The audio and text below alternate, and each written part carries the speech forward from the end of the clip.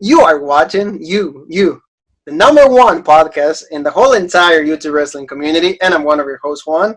And I'm your other host, Jean-Paul Leck. And together we are Rope Break. Family. Is Saturday, so the weekend always brings all the new stuff. We don't do reviews on the weekend. Try to do something different. Trying to bring different stuff, like innovating. That's the word. We try to innovate. So, Jean-Paul and I, we are going to be covering, like we said, Slammiversary next week. It's going to be really interesting. A lot of things are going to happen. It's been a really tainted pay-per-view. It's going to be, there's a lot of, what is the word? Yeah, there's a lot of controversy, everything. Tessa Blanchard, yes. There's a lot of, who's going to debut? A lot of WWE releases are going to be showing up, so it's a lot of exciting stuff. It's a lot of news coming out of Impact, which is always good for them. Exactly. So, Jean-Paul and I was like, what? Let's focus on Impact. And, we're going to be doing a top 5 of Slammiversary. The best moments. Yeah. Jean-Paul has been non-stop. He has not slept. Total non-stop action. Yeah, he's been non-sleep actions, no sleep or anything, because he's been watching every single Slammiversary. So he can be able to come up with a list. And then we review. We were like, okay, this is legit for all of you guys. So thank you so very much for watching every single one of our videos. Thank you for all the support that we've been feeling lately. We feel really flattered. We feel so happy that every single one of you are enjoying the show. We were going to keep improving. So everything is we do is for all of you guys. Don't forget to watch Jean-Paul, me, Firefest Night 2, NXT, also Great American Badge Night 2, and also the wrestling show or the karaoke show from last night. A lot of people were laughing about the thumbnail, so thank you for that. But thank you so very much. So Jean-Paul, tell me about Slammiversary. Yes, Slammiversary. So top 5. So we watched a couple of these and picked out what was some of the best moments in its impact. So people are like, okay, is it legit? Some of these pay-per-views are legit, and I would say are better. Especially the one I have at number 1. I think is is on par with WWE a lot. So, but there are some stinkers, but we made a list. So the top 5, for number 5, we have the first Slammiversary from 2007. So that's the one we went with for number 5. And the reason, we put it on here, the biggest moment is probably when Kurt Angle defeats Samoa Joe, AJ Styles, and Christian Cage, Chris Harris in the King of the Mountain match to be the first TNA World Heavyweight Champion. So that was legit. And then we had Sting versus Christopher Daniels was also a legit match. They had a legit feud going on. That's awesome, on its own. Well, and for example, Jean-Paul, you always said to me, at that time, the roster was a lot better than WWE. Yeah. The guys at the peak, Christian Cage, Kurt Angle, at the top of his game, a pretty young AJ Styles. And Samoa Joe. Samoa Joe debuted really young. So, these guys set the bar for, they were really, focusing on professional wrestling. Wouldn't you agree? Oh, yeah, definitely. And then when you have also on the card Eric Young and Bobby Roode, which was a legit match. And then, also kind of call back to the old school. You had Team 3D, which Devon and Bubba, they could still go. But then it was against Rick Steiner and Road Warrior Animal. So, how legit were they at that time? But, nostalgia match, Jean-Paul. Yeah, exactly. Yeah. And then, but then we also got some bullshit Bob Backlund beats Alex Shelley 4 minutes. Okay. Mm-hmm. That's a little bullshit because Alex Shelley was really good, although he had 2 matches on NXT, I think it was, remember? Yeah. With Kushida, the Time Travelers, I think it was. Oh yeah, the Time Splitters, and it's this is a legit tag team. They should win the Dusty Classic. It's so... And done. Yeah, I remember Jean-Paul and I were very excited. Jean-Paul is dude, that's my pick. They're gonna win. So yeah, and then it was oh, okay, never mind. But then, Jay Lethal and Chris Sabin was also pretty good. So, there were some solid matches, but like we said, the main highlight was definitely the main event to crown the first ever TNA champion. And that's funny, it was a guy who pretty much gained his popularity in WWE as their first champion, Kurt Angle. But, I think he deserves it, though. Let's remember that before that, what Impact had as the main champion was the NWA championship. Yeah, exactly. That's what, they did. So now they wanted to come out with their own championship, something that they could call their own, and that's why they crowned Kurt Angle. But don't you think that, it also legitimized, though? Because Kurt Angle at the top of his game, being able to beat all these guys because easily you could put the title on Christian.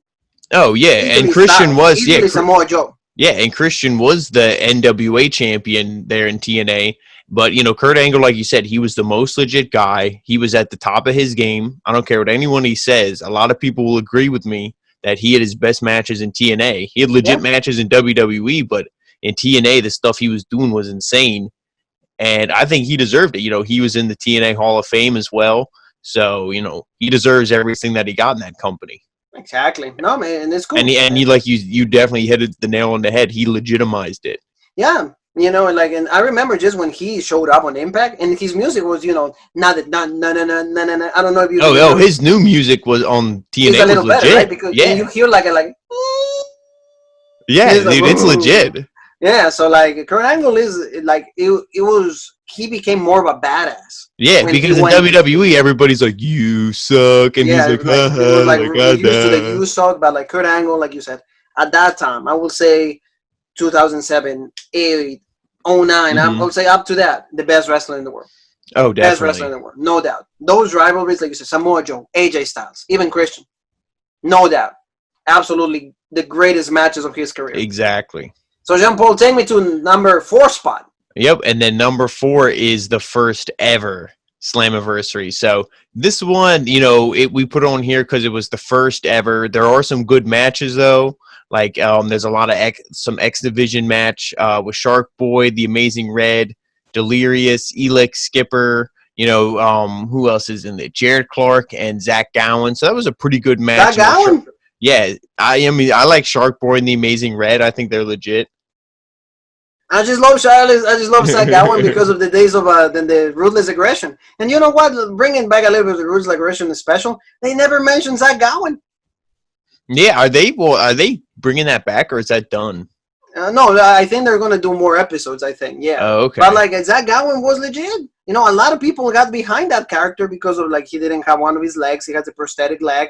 And McMahon pushed him, down, Lesnar pushed him, down some stairs, and he pinned Lesnar with the help of no, he pinned the Big Show with the help of Brock Lesnar. So, Zach Gowen got a lot of momentum. And I think that's, of course, TNA wanted to capitalize on that. Because because he got into drugs. That's why his contract was not renovated. He couldn't renew or anything like that. But in this match, like you said, the X Division, they paved the way for what because WCW had legit cruiserweights, and then WWE dropped the ball once WCW went out of business. So then TNA was the next company with the X Division. Yes, and the legit thing is they even gave them a different name, X Division.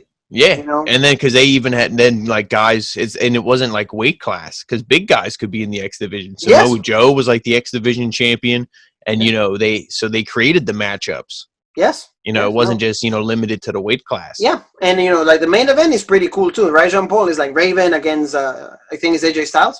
Yeah, the main event is another King of the Mountain, so that's Raven, AJ Styles, Abyss, Monty Brown, and X-Pac or Sean Waltman. So I think the whole 1, 2, 3 kid. Yeah, the whole story was they didn't know who was going to be the last spot. And then it was Sean Waltman because again, early days TNA, it's let's popularize off old WWE guys. I mean, the match itself was only 14 minutes, and that's with guys, entrances, all that stuff. It wasn't very long. Raven wins, so it's oh, okay, But there are some, other legit matches on here. Christopher Daniels defeats Chris Sabin and Michael Shane. So that's probably the best match, Jean-Paul. I'm sorry to interrupt you, but Chris Sabin and Christopher Daniels. Chris Sabin was such a great wrestler, but never really, took off. It was just, personality and even wrestling ability, in-ring skill, legit, but never took off. You could just, you don't know what was the missing piece, and he just kind of, he like you said, he never went to WWE. Was it or was never a big star there? Never legit. It was just TNA, okay. But another match on here that was legit. Samoa Joe debuted and he defeated Sonjay Dutt, so that was pretty legit. But like we said, we put it here number 4, pretty legit. And then moving on to number 3, which Juan might put this one a little higher, but we decided to put it at number 3. And this one was the big TNA versus Global Force Wrestling. So the Slammiversary from 2017. and Global Force Wrestling. I think Jeff Jarrett started that. Jeff Jarrett started that, and he kind of grabbed a few guys from Impact. For example, Magnus or Nick Aldis. yeah, Nick Aldis. That was his name in Impact. Or in Okay. Global Force, it was Magnus or Mickey James's husband. You know, that's who it is. He was the global champion, like at the inaugural. It was him. And then Patron wins it. And then Patron, you know, Patron became the champion, and then he goes against the TNA champion. Which I don't know why he would make another company when like TNA wasn't even like that legit. Like I mean, why would you make like? I mean, I know it's like storyline competition, but like why? I think he will. Well, at that time, if I'm not mistaken, Jean-Paul, you know who owned that? Billy Corgan. Okay. From the Smashing Pumpkins. Yeah, because Billy Corgan is, you know, I love the Smashing Pumpkins, but I love Billy Corgan a little more just because he absolutely loves professional wrestling. He's such a big fan. Nowadays, he owns NWA. He got the rights to the NWA championship. He bought the rights for that title, and that's why he's the mastermind of like NWA Power and all of that. Everything that you see is from Billy Corgan. Billy Corgan, like, badass. So like he owned Impact with Dixie Carter, and then I think because of that, Jarrett gets out of the equation, but then he starts Global Force, and then kind of like it's like, hey, can we be friends? You know, can we just share talent? Can we kind of do storyline combine? You know, and all of that, so that they work together, and that's the main storyline from that. But walk me through it, Jean-Paul. So then, like the first major match of this thing is like it's a 4-way tag match, and they said it's lucha rules, so like there's no tagging. Just when somebody leaves the ring, another person can enter. So that was, and I guess both tag belts were on the line, the Global Force and the TNA, but they were both held by LAX, Santana and Ortiz, and they defeated Drago and El Hijo del Fantasma, as you know, we know from Santos Escobar now. Santos Escobar, and then, oh my God! Laredo Kid and Garza Jr. also. Angel Garza. And then they defeated. You gotta, bear with me here. Naomichi Marifuji and Taji Ishimori, and they were from Pro Wrestling Noah. So, like I said, LAX defeated them. This match, in the beginning, it was kind of just like, okay, they wrestled, it was like legit, and then it just broke down, and everybody was just like suicide dives, topes and all the craziness. But it was a good way to start the show. Then we kind of got another, like a little gimmick. They brought in D'Angelo Williams from the NFL. He teamed with Moose, and they went against Chris Adonis and Eli Drake. So, that was like legit.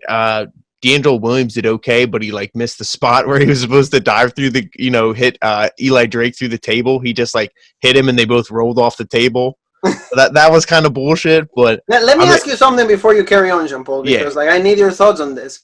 Don't you think that, like, for example, bringing guys from Noah collaborate like that, like bringing guys from other promotions, don't you think that that's legit though?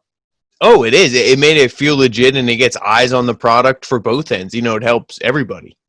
Now, that is something, for example, don't you think that WWE, don't you think those storylines, like even like AEW at that time, remember when they teased that, when Jericho was like, oh, if Tanahashi like beats me, then he can ask for a match at like AEW for the AEW. Yeah, and they even had all like the CEOs and all the people there from like each company. Yeah. They were all there, and they were all like, oh, it's legit. Because it was AAA. Yeah, it was AAA, The Crash, and then Noah. Yeah. So, and then obviously like Global Force, Impact, and they even said they're like, we acknowledge all wrestling companies, obviously except WWE, because WWE doesn't acknowledge anyone else. But yeah, well, and they do in the exactly. Yeah. But it's good though. Like for example, and don't you think Santana and Ortiz how legit, and now how like completely lost in translation in the inner circle? Oh yeah. Exactly, and it's like, look how legit LAX was, and then now they're here, Pride and Powerful, and it's like, who? And, and no pride and no powerful at all. But anyway, keep going, Jim. And then Ethan Carter III, when he was legit.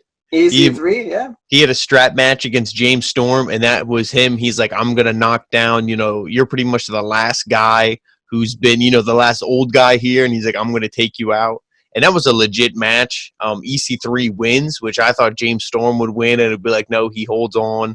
You can't get rid of him. But EC3, I think he was still. Oh no, he wasn't undefeated at this point. He lost, but he was undefeated at Slammiversary. So, But like, okay, just a quick question. Don't you think that EZ3 did he this now that you've seen a lot of matches of him, now that you see how like his style, did he deserve better in WWE or he No, just I mean, I think you could Impact have. made? He wasn't like the best wrestler. He was a pretty decent promo. I think you could have used him a lot better than you did.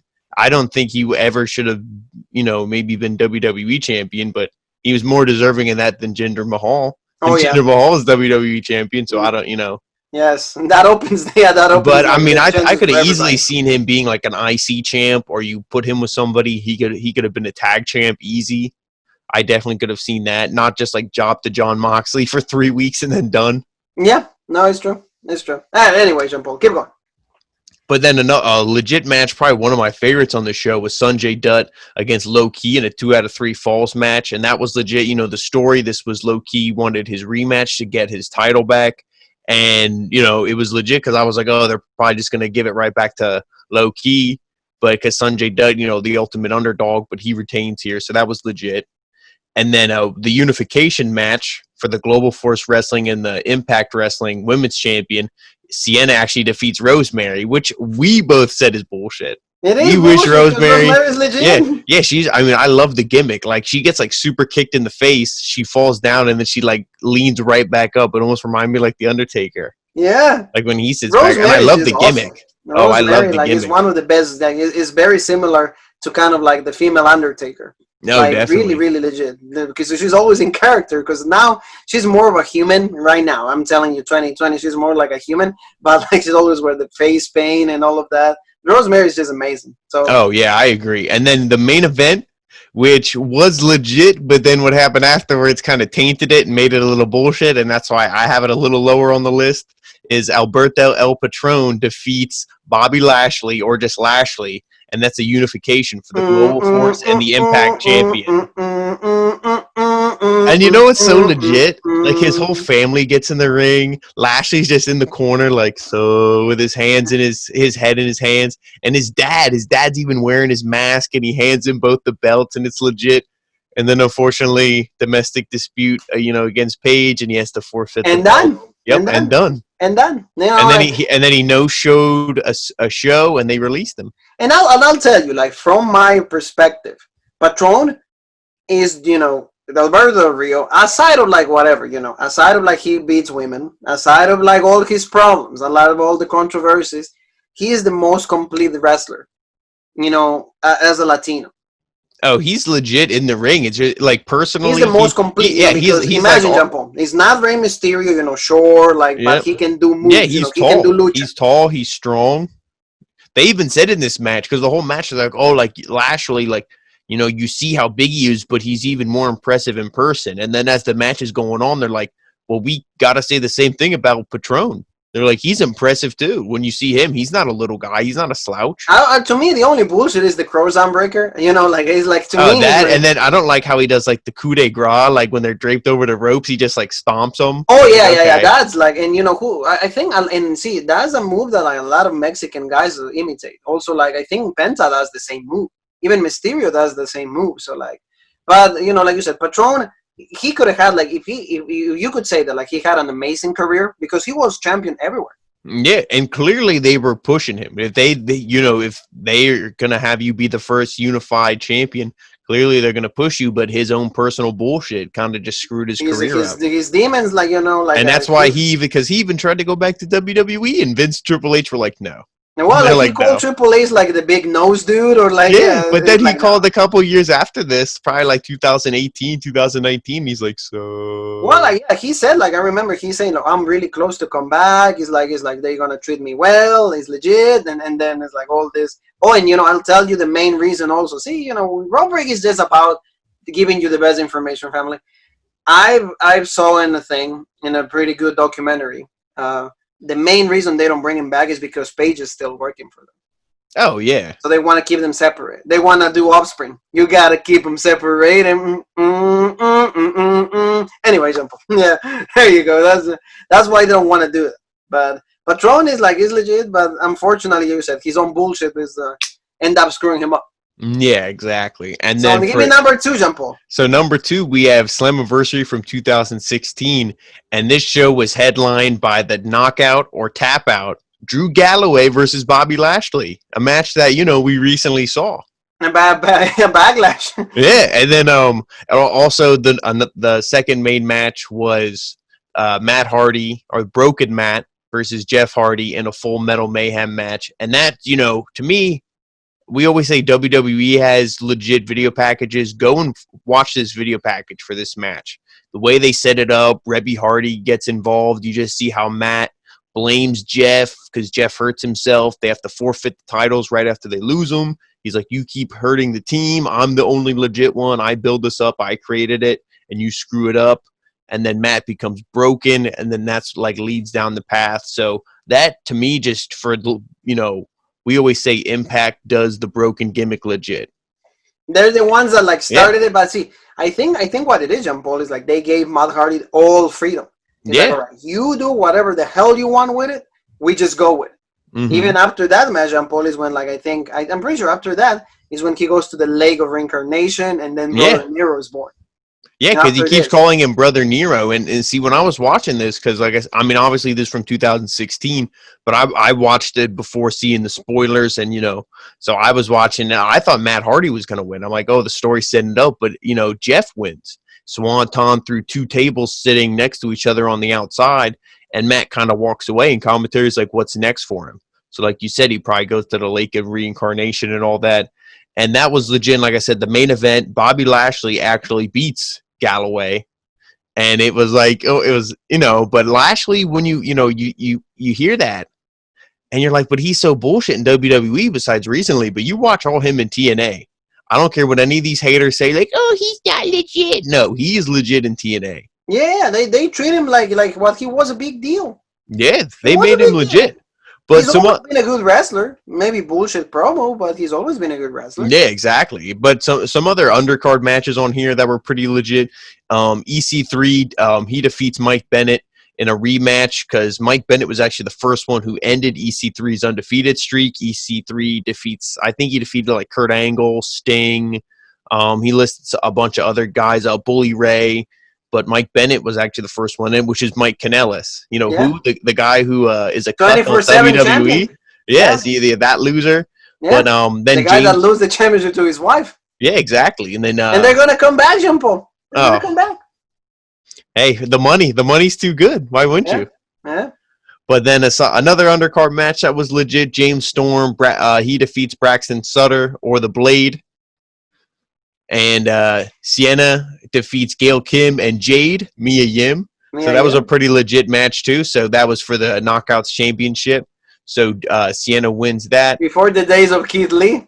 Yep. And then speaking of Keith Lee and NXT, Eddie Edwards defeats Trevor Lee and Andrew Everett for the TNA X Division champion. So Eddie Edwards became the X Division champion, and Trevor Lee, who is Cameron Grimes. So that was legit. He has the same, the cave-in and the same finishers and everything. That was a legit match. But he's not a bitch. That was what Damian Priest will say. He's not a bitch. Oh, no. He was actually legit, But like I said, this was headlined by the 2 main event matches, I thought, Lashley and Galloway and Jeff and Matt Hardy. But pretty legit. No, absolutely great stuff, And now give me number one. Number one. Give me one. So number 1, we decided that is Slammiversary from 2018. And I think that this card, every single match on this card is legit. Like when I was watching it, there was not a single match where I was like, oh, this is where I would go, take a shit. This is where I go get pizza. No.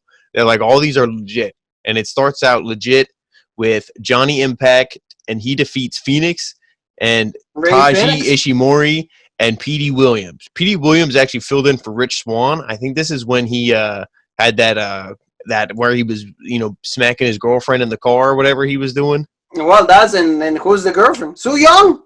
Yeah, so that's what because Petey Williams filled in. So, but I mean, it was still a legit match, and like I said, Johnny Impact or John Morrison, he won that, and like you said, Phoenix was in there, so that was super legit. And then Tessa Blanchard defeated Allie in the next match. That won 11 minutes, and they gave these women time. Allie's not a bad wrestler. Tessa Blanchard, that was kind of her like her climb, where she started to become That's when you will legit. see like a step in, like that's when like she started like they will say the years of Tessa Blanchard. That's like the stepping stone, because then the next year, like in 2019, she fights Sami Callihan, the first in the intergender match. So go ahead. And then Eddie Edwards defeats Tommy Dreamer in a House of Hardcore match, which was legit. I was hoping Tommy Dreamer would have won, but knowing Tommy, he always he loves looking up at the ceiling at the end of his matches. So he pretty much passes the torch to Eddie Edwards. He sticks the kendo stick right in his neck, and you're thinking, oh, he's going to beat him down after the match. He hands him the kendo stick, walks out of there. He's like, no, you're the new hardcore champ. So he leaves. So it was a legit match. And then next we get Brian Cage defeats Matt Sydal for the X Division Championship. So, Brian Cage, this was a total mismatch in size, and I was like, how is Brian Cage not going to win this thing? But, it was still pretty legit. Two things as well. Matt Sydal, for the ones that don't remember, Evan Bourne in WWE. But Brian Cage, John Paul is predicting that he's going to destroy Jon Moxley on Wednesday in Fight for the Fallen, because he has to. Otherwise, he's done. Yep. Because, he's seen Brian Cage, like, how legit he can be. Oh, yeah. And then next, we get Sue Young. She defeats Madison Rayne, and she was the champion, so she retained the Knockouts champion. And then next, LAX with Santana. So Santana and Ortiz with Conan. They're the champions, and they defeat the OGs, Hernandez and Homicide, and they're with King. So that was a legit match. That was a 51-50 street fight. So, they were beating the hell out of each other with, trash cans, chairs, all this stuff. It was legit. And like we said before in the, previous entries on the list, this is when LAX was legit. Yeah. You could say then that, they go to AEW and then bullshit. Impact is kind of like a developmental. Besides the legit developmental. Yeah, but then you could say they get them ready for the big leagues. But once they go to the big leagues, they forget how to be legit. So they misbooked, misused. I guess that means that, because I agree with you. So I guess that means what we're saying is that like NXT and Impact are legit, and then like Raw and SmackDown and AEW are less legit. Hey, maybe. But like, so I said, so the new LAX, Santana and Ortiz, they win that match. So that was legit. And then next we get probably, I think, the best match of the show, a mask versus hair. Pentagon Jr. defeats Sami Callihan. Super legit match. Cero miedo. That was like legit. And like you and I both said, we want to see Pentagon be in the singles role again. If you're not going to make him tag champ, make him singles. Like we see this guy, he can work. Some guys say they can't do the singles thing. He can do it. I think he's just as over as singles as he is tag. Absolutely, Jean Paul. Like even Rey Fenix can be on his own. They don't need, they don't need to be. Now, to me, Lucha Bros is legit, but like you said, they gotta be joined by a champion. To me, I would love to see them in like a, even like WWE or anything, and it's like, oh, Pentagon's the heavyweight champion and Phoenix is like the Intercontinental champ, or going at each other, or even if you want to make it, if you want to make it completely Latino. Santos Escobar, like he's like the heel, and the Lucha Bros or like Pentagon or like Rey Fenix comes out and he's like, okay, let's go. Who's the real Mexican guy here? That would be who's legit. El Patron? Who's El Jefe here? Boom.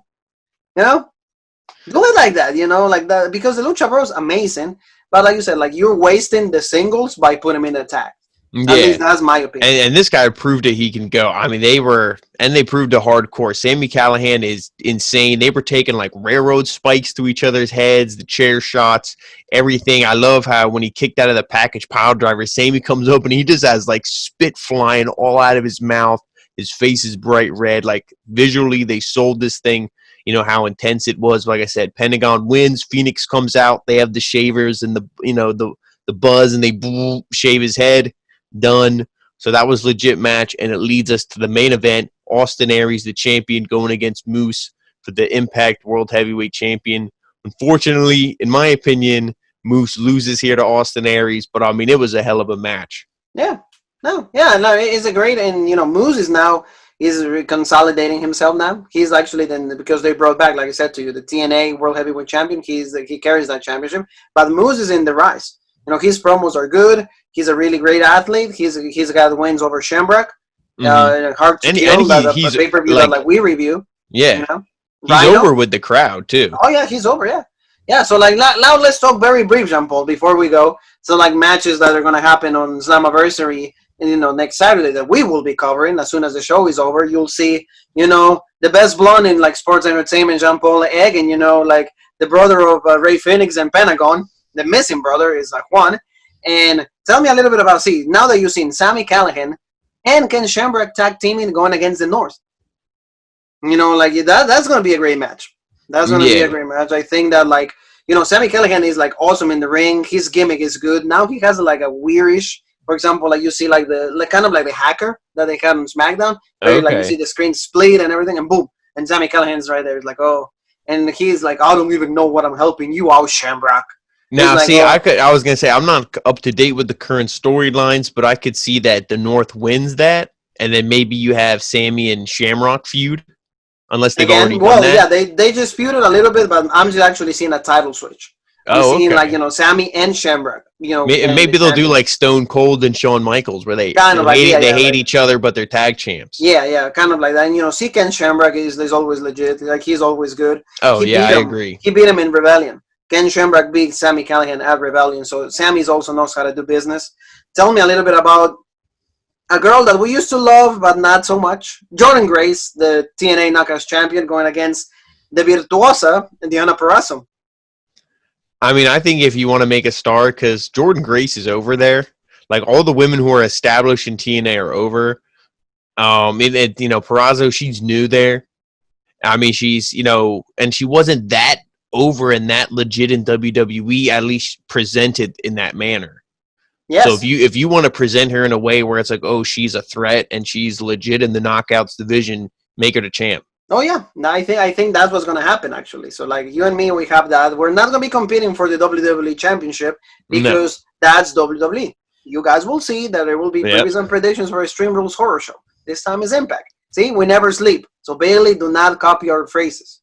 All right, this is Jean Paul and me. We came up with that. Not you. Exactly. Not you, Bailey. Those straps. No. Not you. The pride of Mexico. No. The pride of Ecuador. The pride of America. Okay?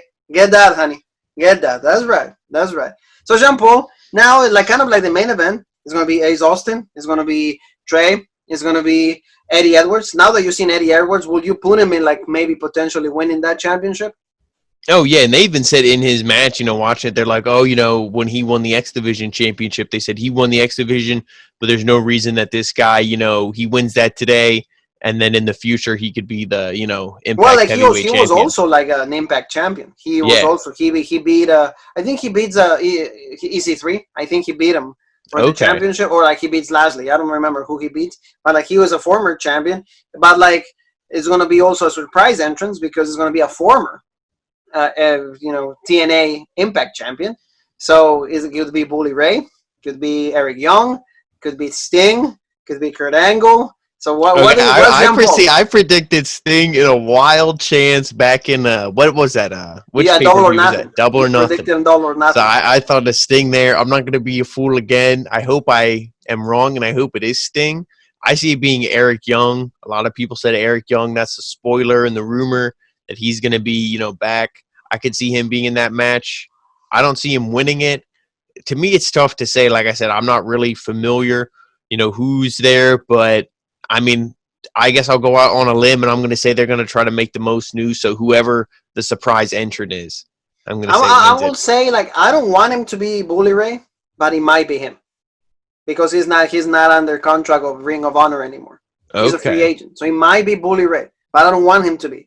Because, lately he's kind of... Who did you say is in it again? Read me the guys? It's going to be Ace Austin. Ace Austin was the former X Division champion. Great wrestler. Yeah. 22 years old, 23. Star on the rise. Great guy. It's going to be Trey, another really young guy. Another, two young guys. Supposed to be Mike Elwin, but, of course, the sexual allegations and all of that done. So, that's why it's supposed to be a 5-way. Supposed to be Tessa, also done. So that you got 3, and then the 4th one is the surprise entrant. Mm. But like the promise is there's gonna be a new Impact champion. So I will Now, say now, if I would book it to make it like legit, I would have it be EC3 and EC3 wins. yeah, maybe. Yeah, you never know. But like, there's a lot of rumors that EC3 is going to be debuting on AEW. He's gonna be pretty much right back to where he was. Yeah, exactly. Like, if I'm EC3, I'm going back where I know they're going to book me legit. Yep. You know, that's what I did in a different company, in a different situation. That's what I just did. I just came back because I knew they were going to book me right. And, Exactly. you know, what's been happening? You know, so I've been doing some dark matches. You know, and now I'm getting into Yep. like, Now he's over. Yep. yeah, and not too over, but at least I'm like getting a little bit of like decent wins under Yep. my belt. So I'm just saying that's what EC3 should do. But see, Exactly. Jean-Paul, you and me are going to be covering. Next week is going to be busy for Road Break because we have Extreme Rules previews and predictions. We have Slammiversary. We have Extreme Rules the whole show. We have Monday Night Raw. We have Fight for the Fallen. We have the fallout of Keith Lee becoming 2 belts. Karrion Kross is going to be awaiting, so Scarlett is going to be there too. We have Io Shirai and Tegan Knox for the NXT Women's Champion. So, Road Break has a really, really important. There's going to be like at least one video every day for you guys. At least, and that's what we do. And you call Sasha and Bailey, they're in every single show. We are in every single show. I feel like we're the real role models. Yeah, we are the real role models. You know what I mean? Yeah, do we sleep? No. We're going to be covering the Slammiversary. Is going to be really interesting. Yeah, it's like coffee all day. We never sleep. But yeah, it's true. Rusev, my debut. I'm looking for Rusev. If Rusev debuts in that match and he wins, that the whole crowd Rusev Day they'll explode. It will be insane. So imagine those feuds. Rusev against Moose.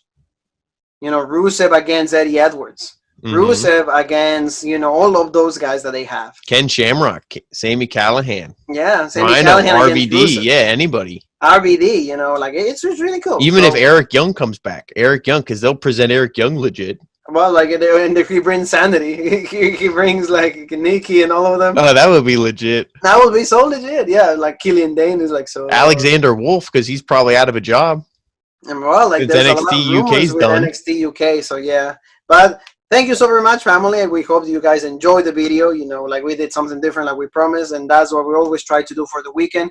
Next weekend, like we just mentioned, we're going to be so busy. So, where they can find us, Jean-Paul, on social media. You can find us on Facebook and Instagram, The Original Rope Break, Twitter, The OG Rope Break, and right here on YouTube for the best content in the YouTube wrestling community, The Original Rope Break. That's right. And Jean-Paul, you and me have, besides saying, enjoy the rest of the weekend, family, we'll be back, Jean-Paul will be back, actually, for Monday Night Raw. I'm sorry, but, I got to work my dark matches. So I apologize on that, but you'll see me, behind. My spirit will be with Jean-Paul.